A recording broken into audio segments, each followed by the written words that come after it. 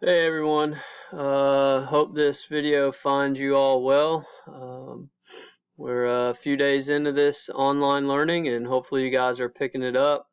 Hopefully you're able to follow some type of schedule and juggle all the classes that you have and finding what works for you guys individually. So just wanted to give you a short video for Lesson 4.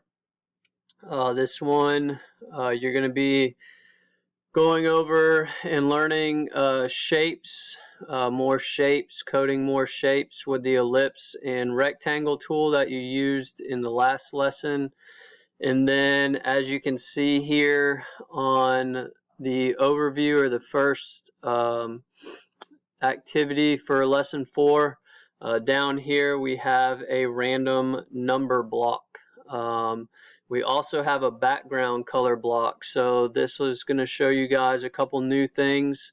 One, how to add different background colors, and then also how to randomize your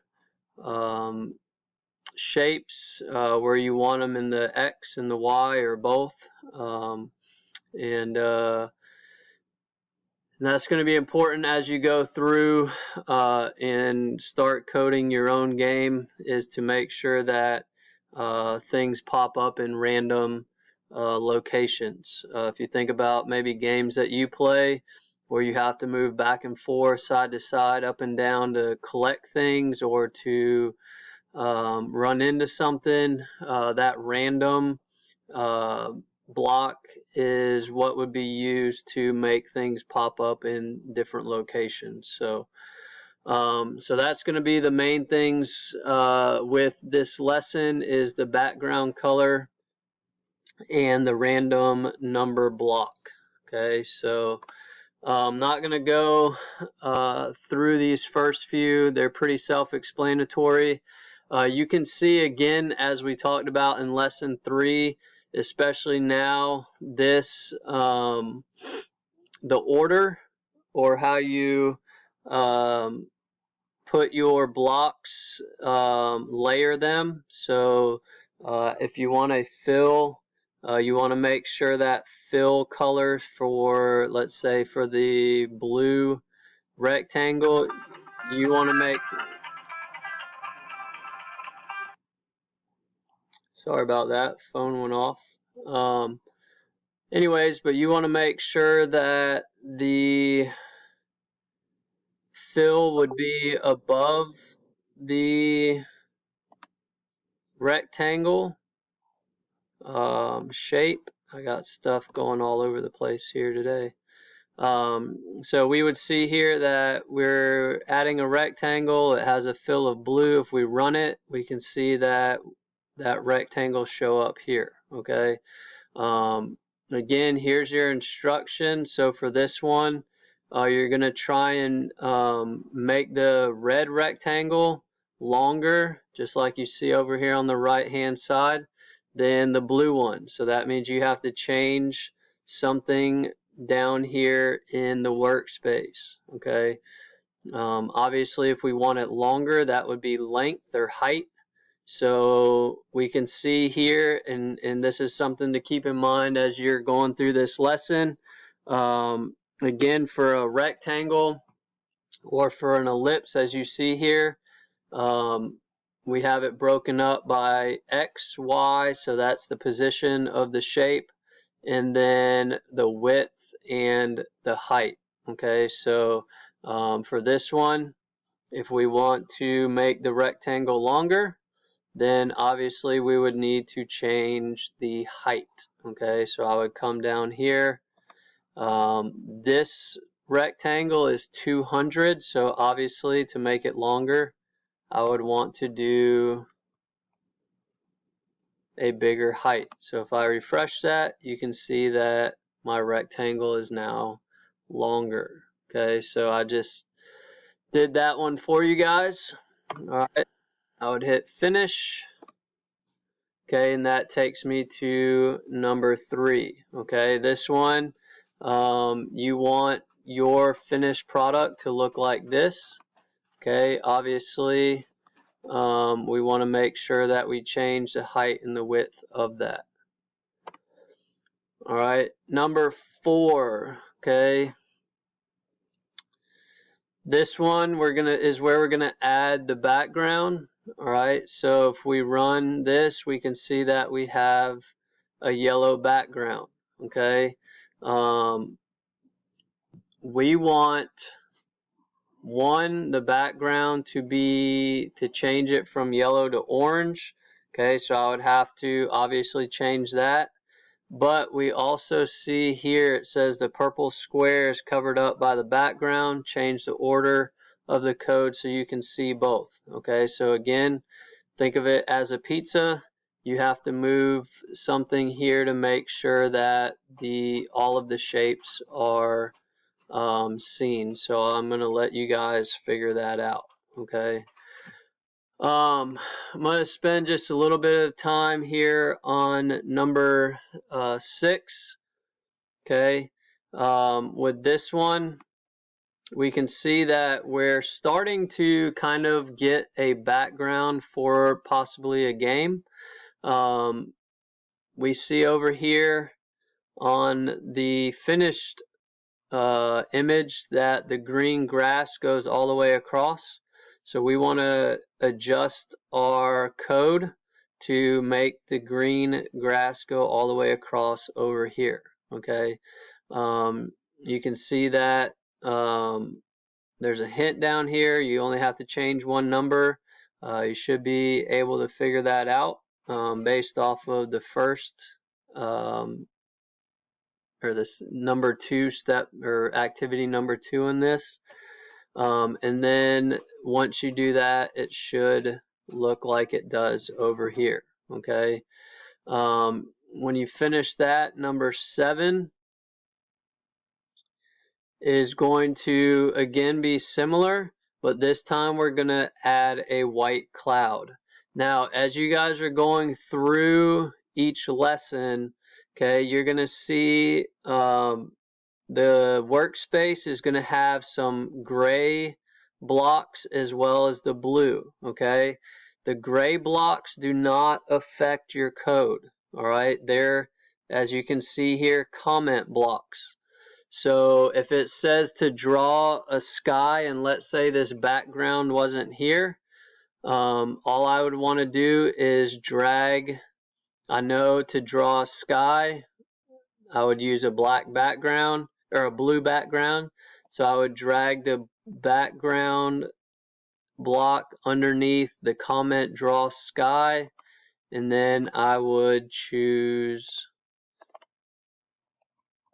blue. Okay. All right. And then if I wanted to add something to one of these, draw a grass or draw a cloud, then I would add my blocks underneath that. All right. Now, if I, for example, accidentally put the background underneath where it says draw sun, it's still going to do the same thing. Okay. These comment blocks do not factor into how your code is written when it is run. All right, so they're just there as placeholders. So when you're going through each lesson, as it asks you to add stuff, look for your comments, the comment blocks, and then you'll just attach the appropriate block underneath the comment block. Okay, so again, just to show you, if I run it, you're going to see that the background's underneath draw sky. If I put it here and run it, it's going to be the same thing. Okay, so that won't make a big difference. All right, they're just there as kind of a placeholder to show you where to put stuff. All right, so that's lesson 6 and 7. When you get finished, it should look similar to what you have over on the right hand side. Okay, with the grass all the way across, blue sky, white cloud, and then the sun. All right, so again, make sure you're following the instructions. All right, as you go through number 8 or step 8, some, as it says here, some blocks will have parameters. Okay, these parameters are not going to be used every time. The parameters just give you options or information that you can change that will affect your code however you see fit. Okay, and this is where the random numbers block will come into play. Okay, so the random number, what I can do, again, this is going to be when you're using the random number block, you're going to basically be changing or setting the parameters for your X and for your Y. Okay, now for this one, for example, what I've done is I've added a random number into my X value. So you'll find the random number in your toolbox underneath math. So if I take this one out, you can see that now my X is gone. So if I were to run this, I wouldn't have an X and I would get an error down here. Okay. So what I want to do is I want to drag my random number block into my X space. Okay. And then let's say I keep it at, what I'm saying here is I'm setting my X to put this circle or this ellipse shape anywhere from 1 to 10. So if we remember our grid, it would show up somewhere in the X from 1 to 10. So it wouldn't even come all the way over here. So if I run it, you can see that it's right here. Okay, if I reset it, the more I do it, it should go somewhere else. It probably is. It's just we have such a low number. So if I change this, and I can hit Control Z if I make a mistake. So let's say I change this from 0 to 400. So basically that's going to give me anywhere from 0x all the way to 400. Okay, so if I reset and run it, you can see it now puts it randomly at about 180. If I reset it again, then it moves it over to, somewhere around 316, something like that. Okay, now again, this is just changing the X. All right, so it's still going to be on 200Y, which we know is right in the middle. Okay, and then the height and the width of this circle is 50. Okay, so again, if I were to change this, let's say to 100, and you don't have to do this, but that's going to change the size of the circle. Okay, so that's how you use the random number. All right, so for this one, you're going to change the random number for the X. Okay, and then as you go through the rest of the lesson, you're going to add in the random number to probably both the X and the Y. Okay, so if I add in random number to the Y, then my circle is going to go all over the place every time I reset it. Okay, so that is lesson 4. Again, make sure that you're going through every single step. And again, there's nothing here to turn in on Canvas. Once you finish lesson 4, I will go in and choose one of these activities to grade, and that will be your grade for lesson 4. Okay. Hope you guys are having a good week. Miss seeing you guys.